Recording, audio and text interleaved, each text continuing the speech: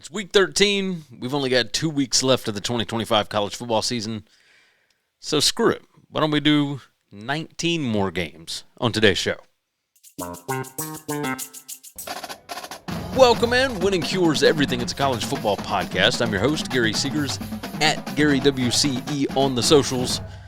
And, of course, most active on X. You can reach out to me over there, or you can do it the old school way, Gary at winningcureseverything.com if you want to tell me about anything. You want to ask me a question, you can do that. You can also become a member at buymeacoffee.com/winningcures. You can reach out to me that way as well, and I will certainly be responding to those first. It's $5 a month, $50 for the year, and we got a good community going over there. We've got some interesting games, if not great games, going on this weekend. So let's not waste a bunch of time. We got 19 games to discuss. We're going to go quick. Let's get to game number one. All right, we start off Saturday morning, 11 a.m. Central Time, God's time zone, on Fox. Rutgers going to Ohio State. Ohio State currently a 31.5-point favorite at home. 55.5 is our total. My projected stat spread has Ohio State by 30.78. Last 4 weeks has Ohio State by 29. My power rating has Ohio State by a little less than 24 points.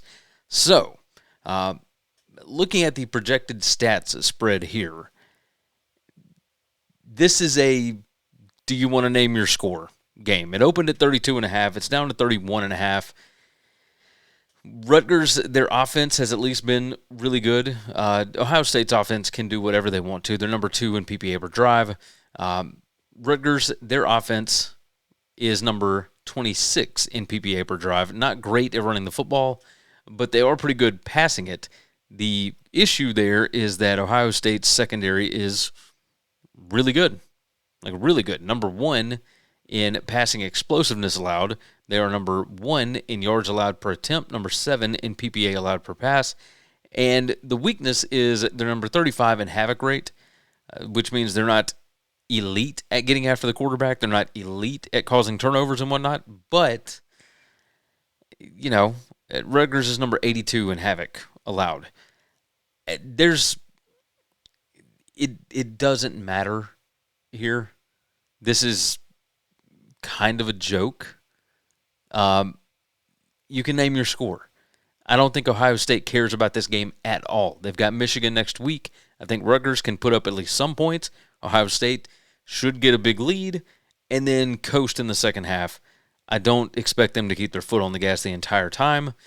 And if they're not already thinking about Michigan, that would be a problem. So in this one, I'm going to take Rutgers plus the 31.5 on that. All right, let's move to game number 2. This one to the ACC, 11 a.m. Central Time on ESPN, and the Hurricanes currently number 13 in the CFP rankings, not too shabby. Miami, a 17.5-point road favorite, total of 48.5. Of course, Virginia Tech just announced that they have hired James Franklin, formerly of Penn State, to be their new head coach. This one opened at Miami minus 16.5. My projected stat spread has them favored by 20.57. My power rating has Miami by 17, and the last 4 weeks' numbers has Miami by 20.5. So, very interesting, very, very interesting. Looking at the spread numbers, Virginia Tech 1-5 against the spread at home so far this season, minus 10.8. Miami has only played 2 road games. They are minus 6, but they are 1-1 against the spread. This is the spot where you have got to put your foot on the gas. Miami has to impress voters. They've got to get back up there to where they are being compared with, a team like Notre Dame, who they beat already. The defense is fantastic. Virginia Tech is number 129 in takeaways per game. The thing that has killed Miami in their 2 losses has been Carson Beck turnovers. I don't anticipate that this time. I think they're going to come out hair on fire. The defense, I believe, is going to play well. They're number 8 in defensive success rate, number 4 in defensive PPA allowed per drive. That's predicted points added. As far as points per scoring opportunity, Miami's defense is number 8. Virginia Tech's offense is number 60. And on the other side, Miami's offense, number 19. Virginia Tech, number 128. So Virginia Tech can't stop them from finishing drives either. This one could get ugly. I wish it was still at 17, but I think motivation is certainly on the Canes side. So I will take Miami minus 17.5. All right, carrying on, we move to the Big Ten again. And this is a fun game. Just a very, very interesting game. Minnesota heads to Northwestern, this one on the Big Ten Network, 11 a.m. Central Time. Northwestern currently a 3.5-point home favorite, total of 40.5. It took them 5 turnovers. They were plus 5 in the turnover department against Michigan last week just to be able to stay in that game, and they still lost at the horn on a field goal. But I still think this Northwestern team is okay, right? And the defense is not great. The offense is not great. They're pretty good at running the football, which is what Minnesota defends best. On the other side, Minnesota not really good at anything on offense.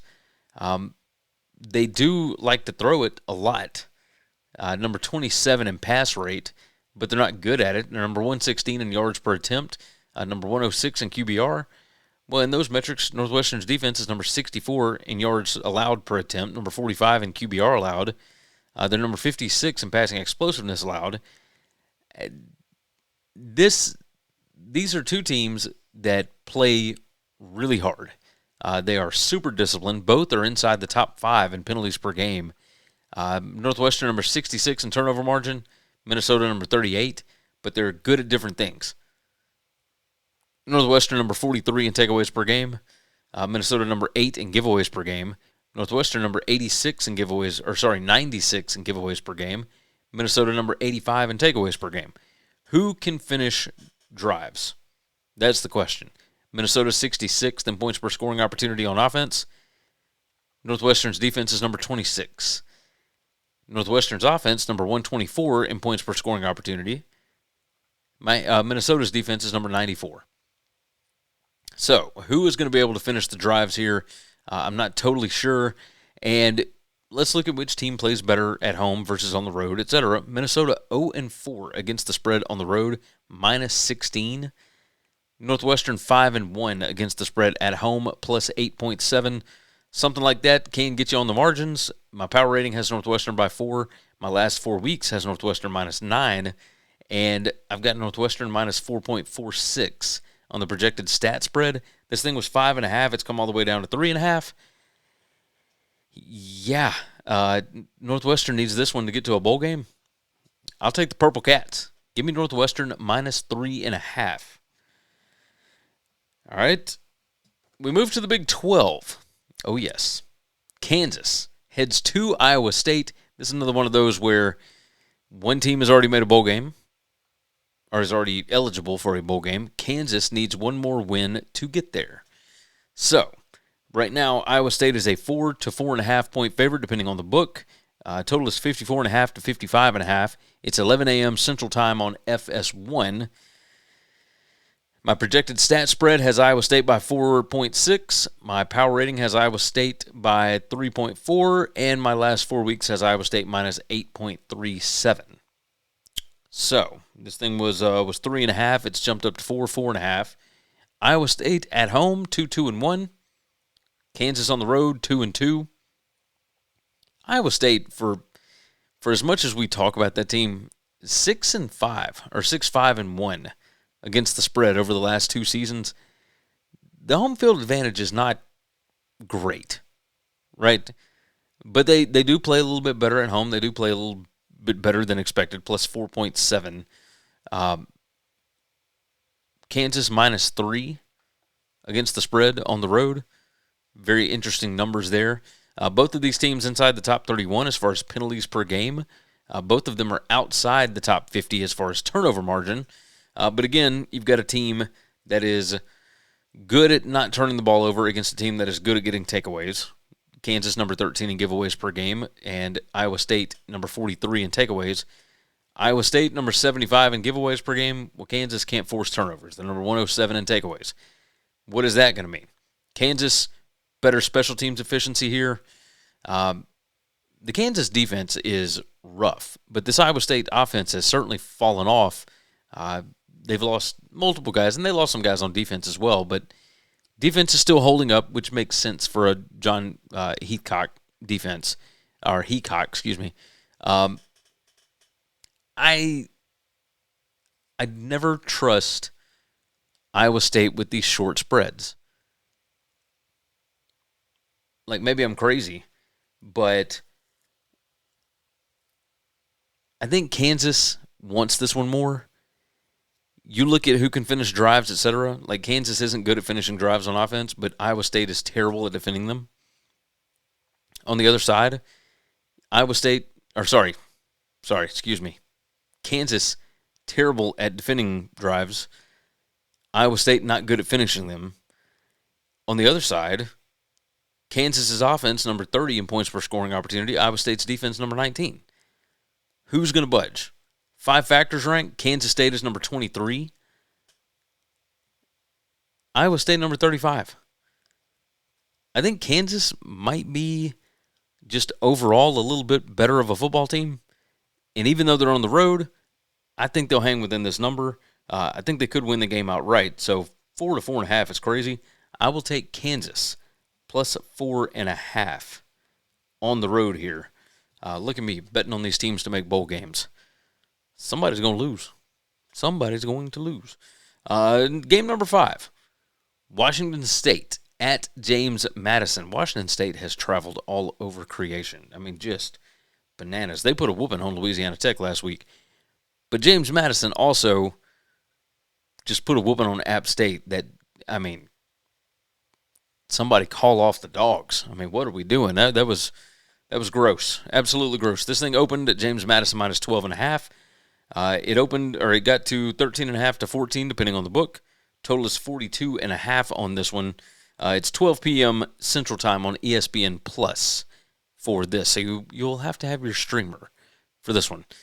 James Madison, last 4 weeks, I've got him by 17.5. Power rating, I've got him a little less than 10. And as far as the projected stats spread, I've got James Madison minus 13.5. James Madison is number 14 in PPA margin. They're number 1 in defensive success rate allowed. I mean, every number for them is awesome except for penalties per game. They're number 114 in that. Washington State, number 125 in turnover margin. James Madison is not great at turnover margin. Number 66, number 56 in giveaways, number 69 in takeaways. Washington State cannot generate turnovers. I mean, it's wild. Really, really wild to think about. As far as not allowing teams to score, I mean, you get down in the red zone, Washington State, number 15 in offensive red zone conversion percentage when they have the ball, and they're number 27 in defensive red zone conversion percentage. But you look at 5 factors rank, James Madison, number 34, number 99 for Washington State. JMU 4-1 against the spread at home. Washington State 3-2 on the road. But I feel like they have caught, maybe it's just Virginia and Ole Miss, but they've caught them in weird spots. James Madison is in one of those positions where you have to win convincingly. I don't think they want to blow out teams, but if you want any chance of getting into the playoff, because, again, the committee did not rank them again tonight. The AP has them up at like 21. They were not in the CFP top 25, and that strength of schedule is just going to kill them. Number 119 in current strength of schedule. I think they lay it on here. Washington State back traveling again. So many miles on this team. They've already done way better than you would have imagined. They're 5-5 right now. They've got Oregon State at home next week to be able to get a win and go bowling, which would be a huge, huge accomplishment in Jimmy Rogers' first season. But I don't think they get it done here. Best number I can get is James Madison minus 13.5. Yeah, that's the direction I'm going. Give me JMU minus 13.5 here. Are you tired of sore knees or joints slowing you down? Go Sleeves uses built-in kinesiology tape technology to give you support, reduce pain, and help you recover faster. Use code WCE for 15% off over at GoSleeves.com. If you haven't already, subscribe to the video, subscribe to the channel, like the video, share it out, tell your friends about it, all that, and of course jump in the comments. I would certainly appreciate that. Game number 6, we move to the Big 12. Baylor is heading to Arizona. This one at 12 p.m. Central Time, noon on TNT. And Arizona right now a 6.5 to 7-point favorite, depending on the book. Total of 62.5 on this one. It opened Arizona minus 5.5. It has, of course, jumped up. My projected stat spread has Arizona by 9. My power rating has Arizona minus 7. My last 4 weeks has Arizona minus 18. And Baylor has not been playing well. I think that might be putting it mildly. They are 5-5. This is a team that I would imagine really would like to make a bowl game. Dave Aranda got himself off the hot seat last year. This year, nobody has said anything, but man, this isn't the market that you want to be looking for a coach, so he might be safe.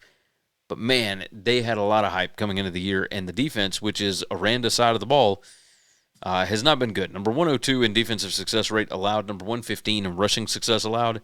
Now, part of that could be who they have had to face. But regardless, number 80 in PPA allowed per drive. And, I mean, they're just bad at everything as far as stopping the run. Arizona, they don't run it a ton, number 97 in rush rate. But teams are running on Arizona over 56% of the defensive snaps that they have to defend. They're number 120 in yards allowed per rush, number 115 in rushing success allowed, number 122 in offensive line yards allowed. And Arizona is better than them by far in all of those metrics. On top of that, Arizona can throw the football some. Number 37 in QBR, Noah Fafita is still a pretty good quarterback, especially when they keep him clean, and Baylor's number 124 in havoc. On the other side, what a shame. What a shame. The thing that Baylor does best, the thing they want to do all the time, they throw the ball almost 59% of the time, number 9 in pass rate. Arizona is number 5 in yards allowed per attempt, number 3 in QBR allowed. They are number 7 in havoc created. They are number 25 in passing explosiveness allowed, number 4 in passing success rate allowed. They defend what Baylor wants to do maybe better than anybody in the Big 12, other than, I guess, Texas Tech, but good gracious. 5 factors rank Arizona number 30, Baylor number 77. Arizona is 4-2 against the spread at home, plus 6.9. Baylor 1-3 against the spread away from home, minus 4.1. I think that they just had the number wrong to start with. All of my numbers say to take Arizona, especially at less than a touchdown. I think some people just have a difficult time trusting this team after what we saw last year. But this is a good football team. 7-3 straight up right now. They got a real chance to be a 9-win football team. They got Arizona State next week, but I think they're focused here, and I will take Arizona minus 6.5 at home. And that's going to move us to the AAC, or I guess the AC, the American Conference. I think they took out the Athletic for whatever reason. Regardless, 2 p.m. Central Time on ESPN+, you got South Florida, who just took a devastating loss at Navy last week. They are going to Birmingham. They're going to take on the UAB Blazers, who I foolishly wagered on last week. Not wagered, but picked on the show. Just dumb. USF is favored by 21.5 here on the road, total of 69.5. My numbers like UAB again, for whatever reason, and I can't figure it out. I don't know how they continue to be propped up. I guess it's the offense. I mean, UAB number 52 in offensive success rate, number 44 in PPA per drive. They're number 57 in PPA per play, and they run a lot of plays. I mean, they're number 42 in pace of play. But, man, they just don't seem to get it done. Yeah, I mean, it's nuts. Absolutely nuts. Okay, My projected stat spread has South Florida minus 18.7. My power rating has South Florida minus 16.2. And my last 4 weeks has South Florida minus 17. So it's not like the Bulls have been great by any stretch of the imagination. And the losses that they've taken have only been two good teams: Navy, Memphis, Miami. Navy and Memphis were both by 3 points on the road. I mean, South Florida is 2-3 against the spread on the road, but they did absolutely wallop North Texas. So what does that mean? UAB number 130 in 5 factors ranked. South Florida is number 29. I mean, this UAB defense is a debacle. Absolute debacle. The total in this is 69.5. Now, my totals are always wrong on these G5 games. I've got to mess with that in the offseason. My total on this is 56.75. I might be looking at a South Florida team total over as opposed to trying to bet the spread. But I look at this. UAB 1-4 against the spread at home. Like, the only time they covered is when they beat Memphis, and that was coming off a bye week. You fired your coach. You completely changed, overhauled everything, and Memphis' quarterback got hurt. I mean, other than that, we've seen nothing out of UAB to show me that they can cover a number. So this one, we'll just make it easy. Give me South Florida minus the 21.5. I don't feel great about laying it. I think I kind of like the team total over more. But, yeah, I'll take South Florida. We make picks on this show. So, yeah, that's what we're doing. South Florida minus 21.5. Game number 8, back over to the Big Ten, and we've got Michigan State going to Iowa. This one, 2:30 p.m. Central Time, God's time zone on FS1. And right now, Iowa is a 16.5 to 17-point favorite, depending on the book. The total is 42.5. And none of my numbers have this thing. I mean, it's insane. Michigan State, people really thought that they would have a chance against Penn State last week. This Iowa team is better than Penn State, especially at home. Good gracious. My projected stat spread here has Iowa by 20. My power rating has Iowa minus 17.7. My last 4 weeks has Iowa minus 25. And the offense is starting to come along for Iowa. Number 77 in PPA per drive. They're not great at throwing the football, but, I think we've all kind of come to expect that from them. But I do still kind of like their passing attack, even against Michigan State. This Michigan State defense is bad. I mean, they are just bad. But Iowa can run the football. Number 37 in PPA per rush. Michigan State's defense, number 112. Iowa is number 29 in points per scoring opportunity. Michigan State's defense, number 99. So Iowa is going to be able to finish drives against this defense. On the other side, Michigan State's offense, not good. Not good. Number 82 in PPA per pass, number 85 in PPA per rush. Iowa is number 29 and number 32 in those two on defense. And points per scoring opportunity, Michigan State a little bit better there, number 78. But Iowa is number 45 in points allowed per scoring opportunity. And that's going against Oregon and USC and Penn State, whatever. Indiana, Iowa has played real teams. Anytime Michigan State plays real teams, they get demolished. It's rough. Iowa, 5 factors rank, they are way up there in 5 factors rank. Something looks off with that. I'll have to check into that. But I've got them number 3 in 5 factors rank right now. Michigan State, I've got number 108. The 108 makes a little more sense. But man, this is crazy. Absolutely insane to look at these numbers. You got to go Iowa here. Iowa is currently 6-4 straight up. They're 4-2 against the spread at home. Michigan State is 4-0 against the spread on the road, but it's plus 2.5. And some of the numbers have just been outlandish. If I can get it, and right now I can, If I can get it at 16.5, and Kyle Hunter has always told me this, a low total, double-digit spread, you take the dog. It hits it like a 60-something% clip. But that does still mean that there's almost 40% that do cover, and I think this might be one of them. I don't see Michigan State being able to score here. I will take Iowa, minus 16.5. Taking a lot of favorites. All right, to the ACC for game number 9, 2:30 p.m. Central Time on the ACC Network. Duke and North Carolina, the Battle of Tobacco Road. Excuse me, or the Battle for Tobacco Road, whatever you want to call it. Normally that's a basketball thing. Here, you got Manny Diaz going up against Bill Belichick. This is interesting. Manny Diaz not holding up his end of the defensive bargain. Number 123 in PPA allowed per drive on defense, and they are terrible against the pass.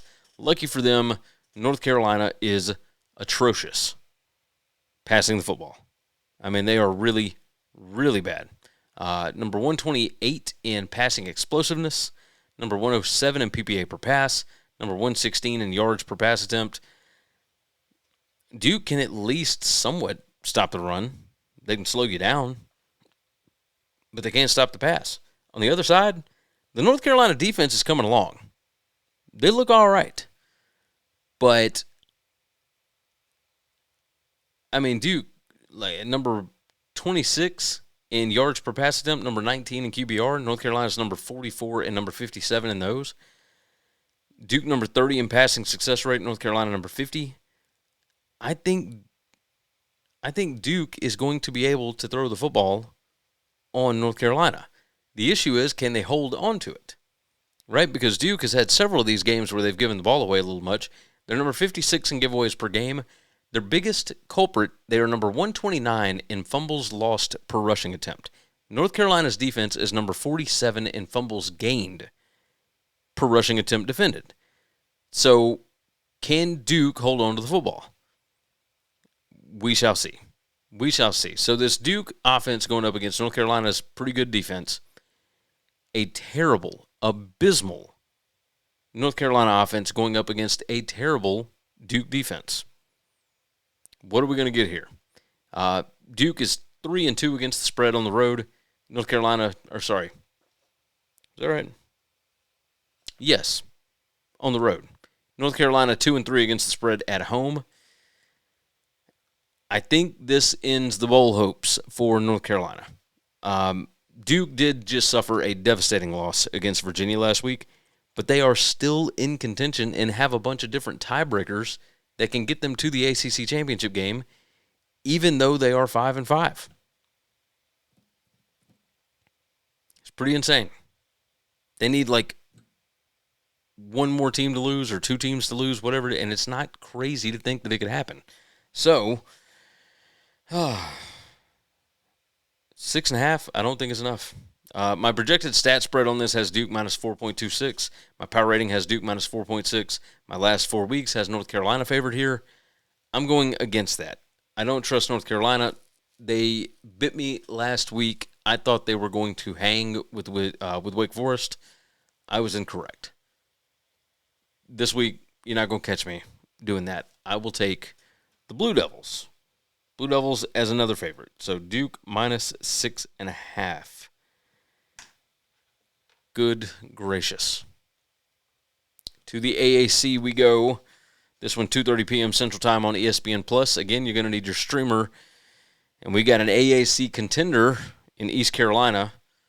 They are favored on the road at UTSA. East Carolina minus 2.5. Total is 62.5. Let's go ahead and look at these two teams home and away. East Carolina 3-0-1 plus 15.9 against the spread on the road. UTSA 3-1 against the spread at home plus 15.3. UTSA is a different beast at home. This number is kind of dead on. My projected stat spread has East Carolina minus 2.7. My power rating has East Carolina by 1.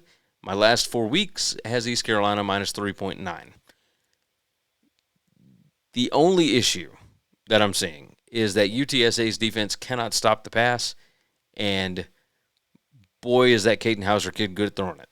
Number 37 in yards per attempt, number 47 in QBR. UTSA's defense, number 114 and number 117. As far as running the football, UTSA can stop that. Number 26 in rushing success allowed, number 32 in rushing success for East Carolina's offense. And East Carolina runs the ball almost 53% of the time. Big problem here is who is going to be able to finish drives. So East Carolina, number 56 in points per scoring opportunity. UTSA's defense, number 133. On the other side, UTSA, number 67 in points per scoring opportunity. East Carolina, number 18 on defense. This East Carolina team, with the 3 losses that they've got on the season, they've only got 1 loss in conference. And this team, they're number 94 in current strength of schedule. UTSA is number 65. That could play into it. I think that November air gets a little more thick. It's a little bit harder to breathe. We talked about this before. I think we talked about it with South Carolina and Texas A&M last week. It's just a little bit more difficult. UTSA not playing for a whole lot here. They are 5-5. They got to get to a bowl game. East Carolina has not been in this position in a long, long time.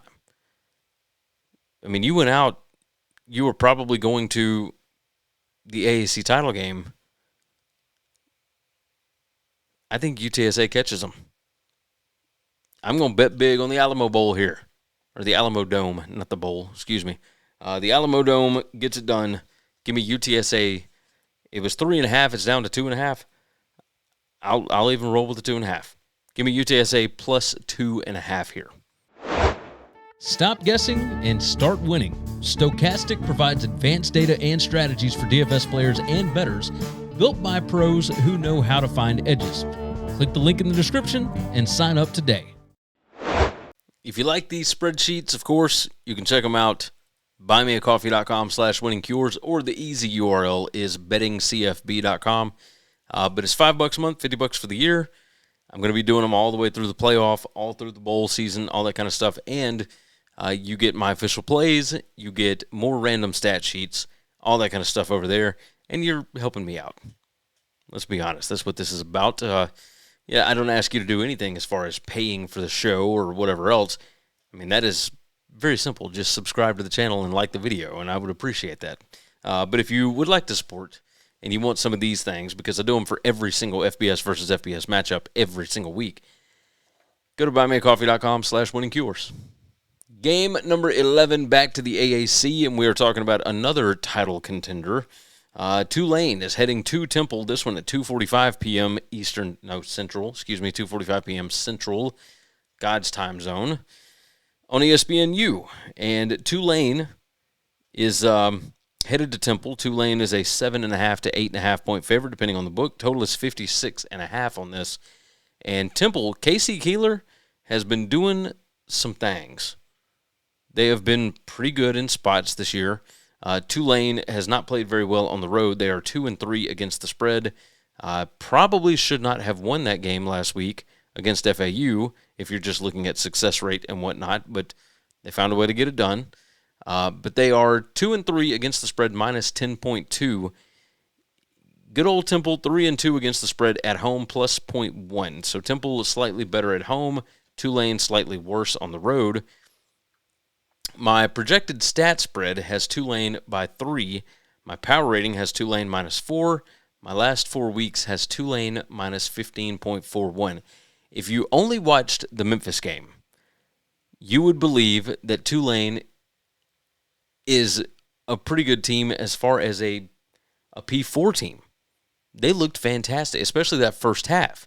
If you watch the second half, it's a little questionable. You watch the FAU game, you watch the East Carolina game, there's multiple games this year where Tulane has not looked very good, which is surprising considering they're one of the more talented G5 teams out there. Temple plays way above their head. Defense is not great. Offense is okay. They're not great at running the football. One thing that Tulane has to look out for, they're number 104 in yards allowed per pass attempt, number 106 in QBR allowed. Tulane 63 and 29 in those metrics on offense. Tulane is number 12 in points per scoring opportunity. Tulane's defense is number 75 on that. So Temple, number 12 at Tulane, 75 when Temple has the football. The problem there is that Temple is number 121 in scoring opportunities per game. That's when you get a first down inside the opponent 40. And they don't get down there very often. But when they do, they certainly capitalize, it looks like. Both of these teams are inside the top 50 as far as special teams is concerned. The Green Wave's offense, I think, is just going to run the football at will here. They're number 86 in rush rate. Number 86 in rushing success rate. They're number 38 in yards per rush. Temple is number 120 in yards allowed per rush, number 124 in rushing success allowed. So Tulane probably going to be able to do whatever they want to. This Temple team is 5-5. They need a win to get to a bowl game in KC Keeler's first season. I don't think anybody really expected that. Temple is number 5 in turnover margin. Tulane number 27. Tulane number 126 in penalties per game. And they are Temple is number 18 in penalties per game. So Temple, the much more disciplined football team, both of them are outside the top 98 as far as pace of play, so this will be a slow game, especially if Tulane is going to run the football. I think Temple can throw it on them a little bit, make them uncomfortable. This number is kind of crazy. But again, it's November. You've got a team going on the road. I don't see it with this Tulane team. Now, would it surprise me if they decided to blow out Temple? No, because there's a massive talent advantage for the Green Wave. But I'm going the opposite way. I'll take KC Keeler as a dog. Over time, that has just worked out really, really well for me. So Temple plus 8.5. If this thing ends up hitting double digits, yeah, that'll end up being a best bet for me. Of course, you can find out whether or not it does over at buymeacoffee.com/winningcures. Let's move on to the Big 12. And Kansas State is hosting Utah. Sorry, that's the other way around. Utah is hosting Kansas State. Good gracious. The Wildcats get to go on the road to Salt Lake, which has been devastating for everybody not named Texas Tech. These numbers for Utah, number 4 in PPA margin, number 10 in offensive success rate, number 13 defensive success rate. This team is outrageous. And yet they've got 2 losses on the season. Kansas State, looking for a bowl game. They have not played well. They are 5-5. They're 2-2 against the spread on the road, plus 3.1. Utah at home, 4-1 against the spread, plus 11.6. Man, just insane to think about. Kansas State, still pretty good on defense. The number on this, by the way, Utah favored at home by 17.5. Total is 52.5 to 53.5. It's 3 p.m. Central Time on ESPN2. And this one, the Utah offense, I think, is going to be able to move the football running it on this Kansas State defense. Kansas State number 19 in offensive line yards allowed, number 44 in stuff rate. Utah is number 3 and number 8 in those on offense. Utah's number 3 in PPA per rush. Kansas State is number 55. That ain't good. Kansas State is still pretty good along the lines of scrimmage. I've been shocked at this team. On the other side of the ball, both of them, by the way, outside the top 60 as far as special teams efficiency is concerned. Turnover margin, Utah number 38. Kansas State is number 8, but they're number 83 in giveaways per game, number 3 in takeaways. So if Utah doesn't turn the ball over, this could get tricky for the Wildcats. Penalties per game, Kansas State is number 2. Utah is number 64. And if we're looking at 5 factors, rank Utah number 15 and Kansas State number 55, I'm not seeing it. Projected stat spread has Utah by 20.5. Last 4 weeks has Utah minus 29. My power rating has Utah minus about 15. The projected stat spread, though, is much closer to where the actual spread is, but it's going over. Utah at home, I I ain't betting against that right now. So I'll take another big favorite. I will take Utah minus 17.5.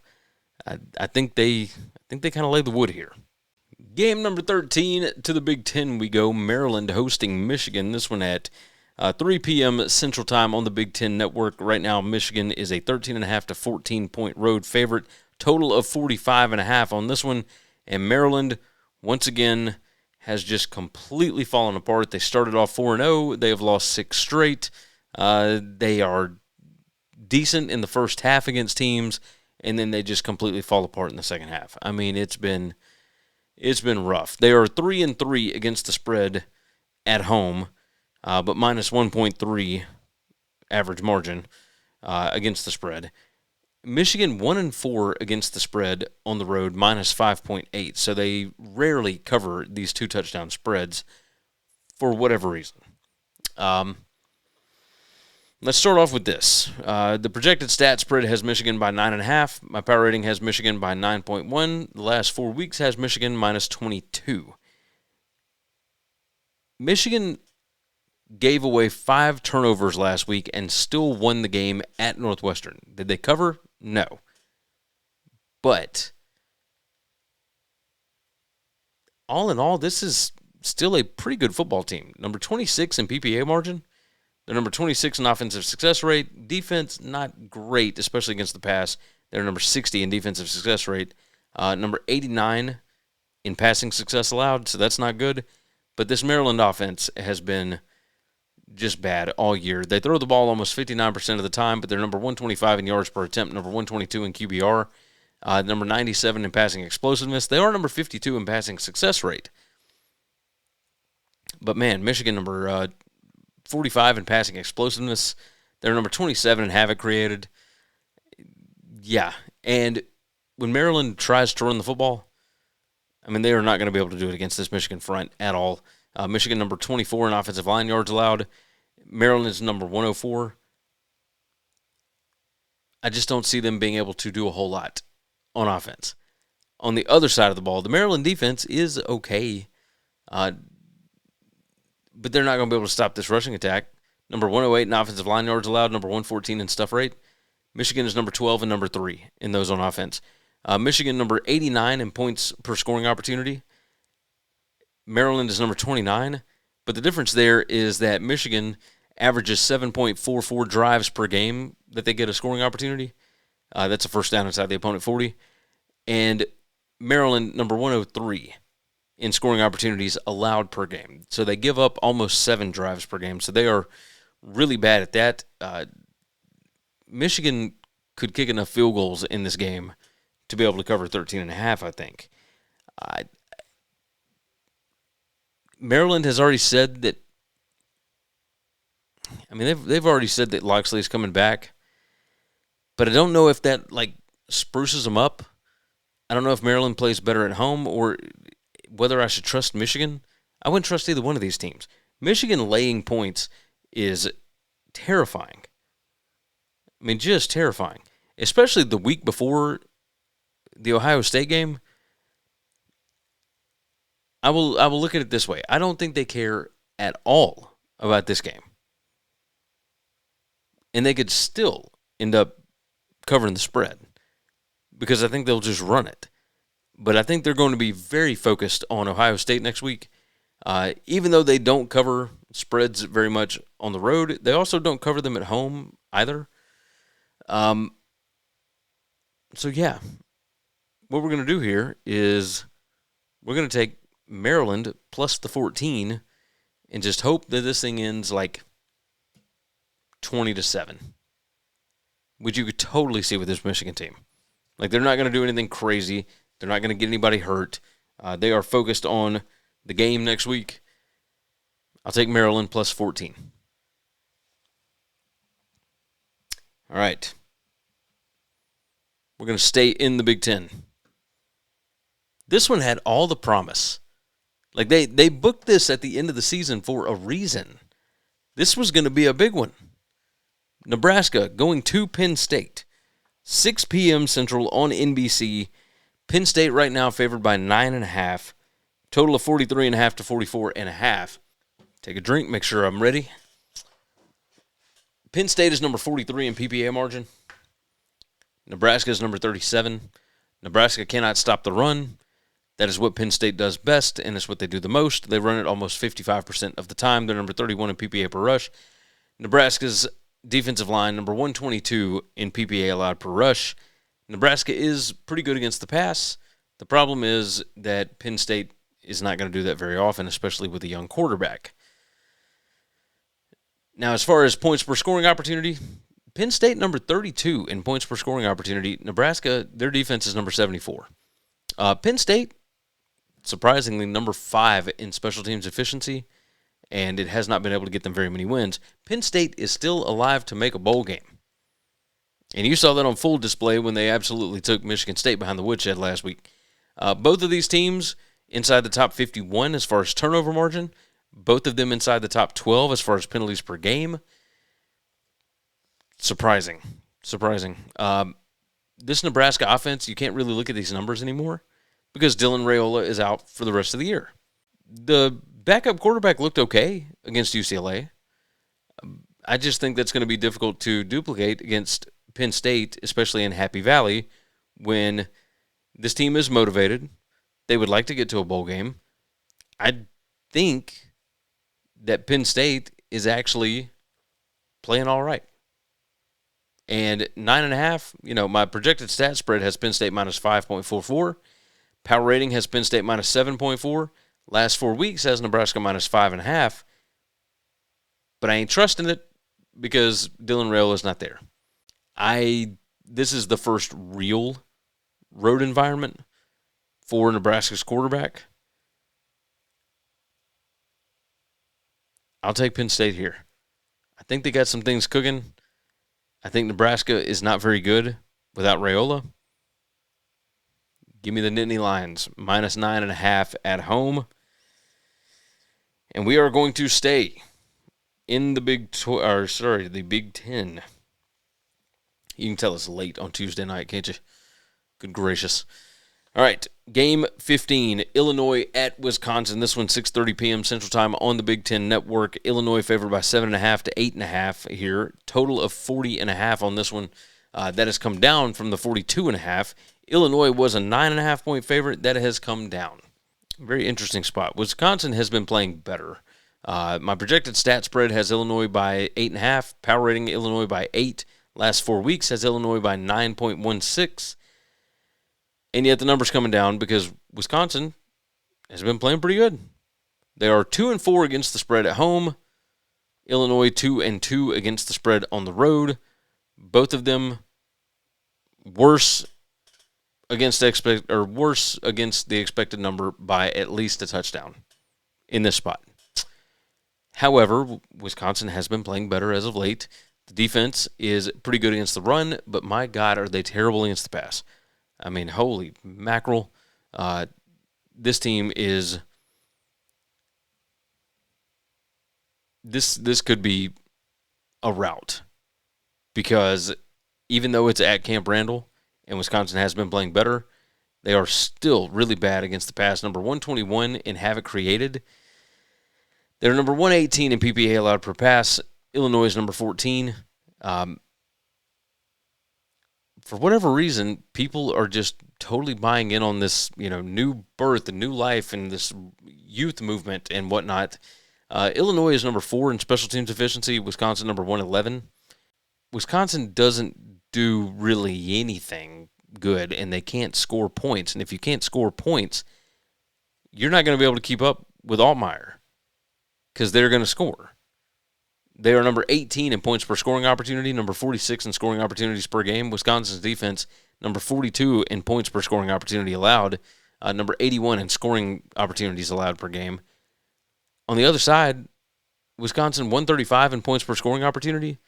Even though Illinois is number 122 there, this Illinois defense is not good. Wisconsin makes it look difficult against air. So I'm not buying the hype. I'm not buying the renaissance here. I will take Illinois. I think that they are still fully bought in here.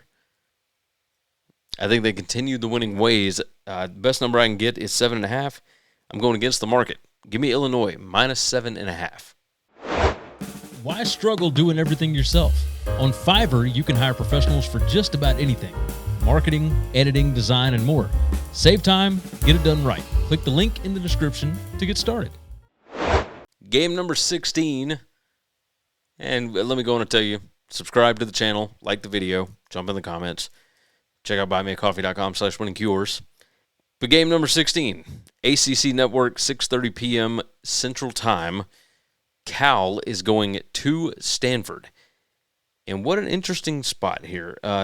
This thing was Cal minus 2.5. It's out to 3.5 in some spots. Total of 49.5 on this one.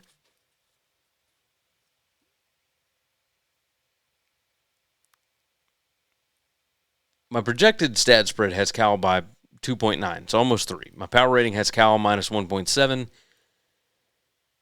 And man, the last 4 weeks, it would have Stanford favored by 2. It's very, very intriguing looking at this. Stanford is number 126 in PPA margin. Cal number 89. And Cal is already 6-4. They got a chance to hit 7 wins here. And then next week, a chance to hit 8. I mean, it's remarkable. When Cal is on offense, they cannot run the football. And they don't try to run the football. They're number 128 in rush rate. They rush it only about 40% of the time. That's about the only thing that Stanford is good at defending. Throwing the football, it's hit or miss, right? They throw it almost 60% of the time, which I would too if I had JKS. Number 60 in passing success rate. Number 27 in passing explosiveness. Stanford is number 100 and number 112 in those. So not great. I think Cal is going to have success throwing the football. On the other side, Stanford can't run it. They try and throw it. They are number 28 in pass rate. But they're number 110 in QBR. Cal's defense is number 27. They're number 80 in yards per pass attempt. Cal's defense is number 25. They're number 116 in havoc allowed. And Cal's defense is number 43. Points per scoring opportunity, Stanford number 126. Cal's defense number 52. This is a Justin Wilcox defense, is what it is. Stanford number 100 in special teams efficiency. Cal is number 78. 5 factors rank. Cal number 92. Stanford number 125. I'm not sure why the number is spitting out less than 3. But I think that Cal is the significantly better team here. Stanford has been playing better as of late. They still cannot score, and that could be a problem against Brian Harsin and Nick Rolovich's offense, especially with JKS. So, yes, you can still get a 3. I would roll with it. Give me Cal minus 3 in this one. Back to the AAC where we got another title contender, North Texas, another one of those teams that's ranked up there. And, you know, their current strength of schedule is bad, but you get some pretty good wins in the AAC, especially if you win the title game. So, North Texas going to Rice, and this one, again, 6:30 p.m. Central Time on ESPNU. North Texas is favored by 18.5, total of 55.5 on this one. My numbers, for whatever reason, are never high enough on North Texas. Never high enough. Last 4 weeks, I would have North Texas favored by 11.34. Power rating would have North Texas minus 12.9. Projected stat spread would have North Texas minus 14.55. This thing was 17.5. It's gone up to 18.5. North Texas, their offense is just incredible. Overall, number 8 in offensive success rate. They're number 9 in PPA per drive. They are number 3 in points per scoring opportunity. You look at offensive red zone conversion percentage, they're number 7 in offensive red zone touchdown rate. They are number 1 in offensive red zone appearances per game, number 12 in conversion percentage. They are, and the reason for that, they're number 66 in special teams efficiency. So they're not great at hitting the field goals. But man, they do everything right on offense. And this Rice defense is okay but they're not great. They're better at stopping the run. The issue for them is that North Texas is elite throwing the football. That Mestamaker kid is unbelievable. North Texas number 38 in 5 factors. Rice is number 111. And when Rice is on offense, I mean, they run the ball almost 73% of the time. This is a triple attack. The problem is that they're number 83 in yards per rush, number 114 in rushing success rate, number 105 in offensive line yards, number 97 in stuff rate allowed. Like, they're not great at it, and even though North Texas is not good at defending it, Rice can still get in their own way. I've gotten burned on this North Texas team so many times. They're 3-1 against the spread on the road this year, plus 3.8. Rice at home, 2-4 against the spread, minus 3.4. They actually cover better when they're on the road. So Rice is still fighting for a bowl game, yes. But this is not the team to be doing that against. They are not good at stopping anybody. I mean, they are, this late in the season, they are giving up 100% of red zone conversions. They haven't gotten a team to miss a field goal. They have not gotten a turnover in the red zone. Nothing. They're number 129 in takeaways per game. North Texas is number 3 in takeaways per game. This could be a problem. And I've got to go with Rice. I mean, I've got to go with North Texas here. This team scores so much that it's just easier to handle spreads that are not up to 3 touchdowns, especially against weaker competition. And this Rice team is not that talented. And North Texas never takes their foot off the gas, like ever. So I'll go with another favorite here. I will take North Texas minus 18.5. To the Big 12 at 7 p.m. Central Time, God's time zone on ESPN2. And Arizona State traveling over to Boulder against a Colorado team that sometimes it looks like they've just quit. Sometimes it doesn't. I don't know what to make of this team. Arizona State's favored by 6.5 to 7, depending on the book. Total is 48.5 to 49. Again, depending on whichever book you get it at. Arizona State they've got to entice Sam Leavitt to stay because apparently he is looking at the transfer portal. And as goofy as this is, they've got a pretty easy road to finish the season. If BYU gets upset again, Arizona State, if they went out, would have tiebreakers and would go to the Big 12 championship game over BYU, over Utah. How does that... None of it makes sense. None of it makes sense to me at all. I mean, it's just insane to look at. This team is 7-3. They are 2-2 against the spread away from home. They are 3-2. Colorado is 3-2-1 against the spread at home, minus 2.6. So neither team is great when they're put in this situation.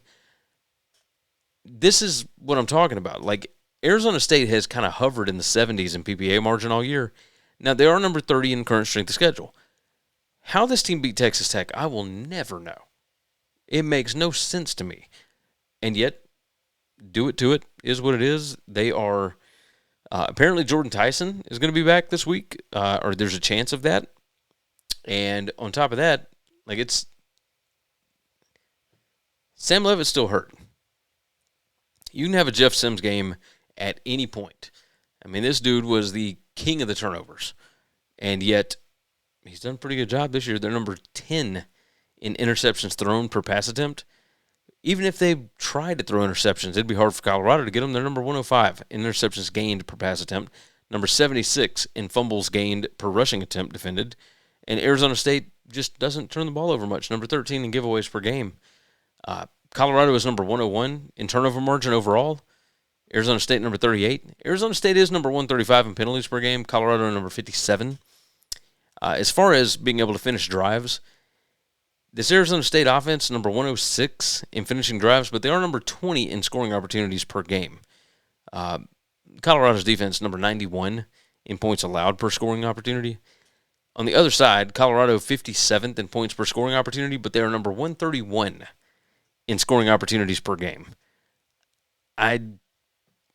Arizona State is number 77 in points allowed per scoring opportunity, but they are number 44 in defensive red zone touchdown rate, so they can defend. Like, they can keep you out of the end zone once you get down there. 5 factors rank. This Arizona State team is number 83. I mean, that's just bonkers to look at. I look at this and I am perplexed because, yeah, Arizona State's going on the road, and yeah, all of these numbers are lower. The projected stat spread has Arizona State minus 4.16. My power rating has Arizona State a little less than 5. Last 4 weeks, Arizona State minus 17.77. Dillingham has figured out how to use Jeff Sims, and that should terrify everybody. I mean,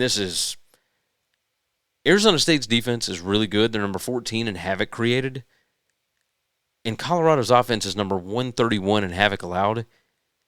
Even at home, there's a chance that Arizona State just boat races this bunch. So with this thing being, it went from 8.5 down to 6.5. Like, it's moving the opposite direction. I'm going to trust Arizona State here. They've got a legit chance to go play for the Big 12 title again. So I don't think you're going to catch some sleepwalking, anything like that. Even with this being like a Pac-12 after dark game, I still believe that Arizona State is going to get this done. So I will take another favorite. That's terrifying.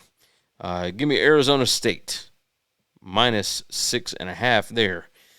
And then finally, our last game of the week, at least the one that we are going to cover. Utah State heads to Fresno State, 9:30 p.m. Central Time, God's time zone, on CBS Sports Network.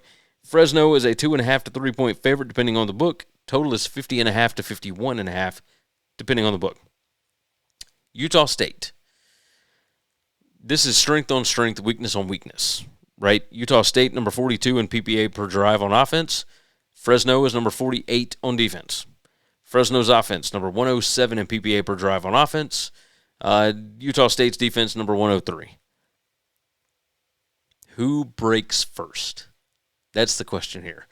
My stats projected spread has Fresno by 3.07. Power rating has Fresno by 3.3. Last 4 weeks has Fresno by 3.75. But look at the strength of schedule. Utah State, number 63. Fresno, number 115. You look at 5 factors, number 70 and number 71. You look at, both of these teams cover in this spot. Utah State is minus 3.6, but they are 3-2. Fresno is 3-2, and they are plus 5.3. Bronco Mendenhall needing a win to get to a bowl game. Almost got it at UNLV last week. Now they're on the road against Fresno, and a Fresno team that cannot score, but a Fresno team that plays pretty good defense. Fresno's already bowl eligible. I'm curious about this passing attack for Utah State, what they're going to look like against Fresno's defense. Points per scoring opportunity, Utah State is number 8. Fresno's defense is number 73. Both of these, by the way, number 98 and number 110 in special teams efficiency, so not good there. Turnover margin, Utah State is number 27, Fresno number 62. Fresno turns the ball over a lot. A lot. Penalties per game, they're both outside the top 85. Utah State is number 121, Fresno 88. And this defense for Utah State is rough. But, man, that Fresno offense just doesn't appear they can do a whole lot of anything. They are number 76 in points per game, 25.9 points per game. This has the feel of Broncos' big bad boys getting it done. So the fact that I've got a 3 at this point, I know that all of my numbers have Fresno by a little over 3. I trust that Utah State offense to be able to score on Fresno. Even with as bad as Utah State's defense is, I don't necessarily feel the same about Fresno's offense. And the turnover variance could certainly go Utah State's way. I'm going to take the Aggies. Give me Bronco Mendenhall. I trust him more as a coach in this situation. I think Utah State gets it done, so I will take the 3 there. Utah State plus 3 on the road. All right, let's recap it here. We got 19 of them. Rutgers plus 31.5, Miami minus 17.5. Boy, I didn't write very well, did I? Miami minus 17.5. Northwestern minus 3.5. Kansas plus 4.5. James Madison minus 13.5. Arizona minus 6.5.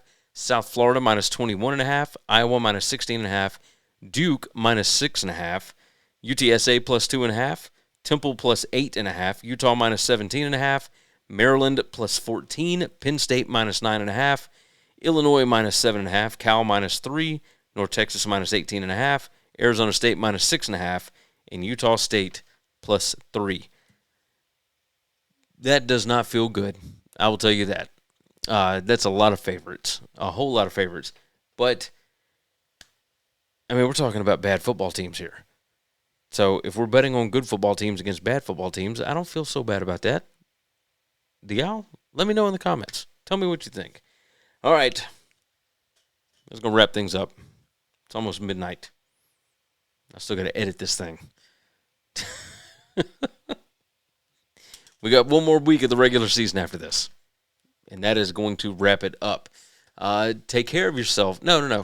Go to bettingcfb.com. Subscribe to the channel, like the video, and jump in the comments. I would certainly appreciate that.